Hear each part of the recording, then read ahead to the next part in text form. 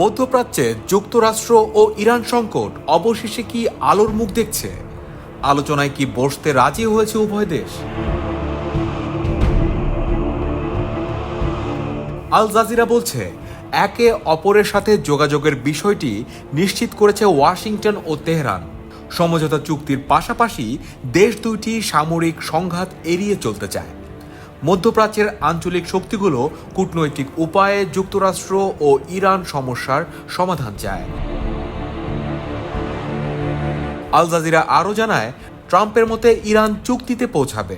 চুক্তি অনুসারে তেহরান পরমাণু বোমা বানাবে না। তবে তেহরান যদি এমন চুক্তিতে রাজি হয় তাহলে কি হবে সে বিষয়ে মার্কিন প্রেসিডেন্ট কিছু জানায়নি। প্রতিবেদনে আরও বলা হয়, ট্রাম্পের ভাষ্য, ইরান আমেরিকার সাথে গুরুত্ব সহকারে কথা বলছে। একই সাথে ট্রাম্প আরও জানায়, বিমানবাহী রণতরী ইউএসএস আব্রাহাম লিঙ্কন মধ্যপ্রাচ্যের পথে রওনা দিয়েছে। ট্রাম্পের মন্তব্যের পর ইরানের সর্বোচ্চ জাতীয় নিরাপত্তা কাউন্সিলের প্রধান আলী নারিজানি এক্সে জানান, ওয়াশিংটনের সঙ্গে আলোচনার প্রস্তুতি নিচ্ছে তেহরান। তিনি আরও বলেন, যুক্তরাষ্ট্র নিজেদের মতো করে তথ্য প্রচার করছে। তা সত্ত্বেও আলোচনার রূপরেখা তৈরির কাজ চলছে।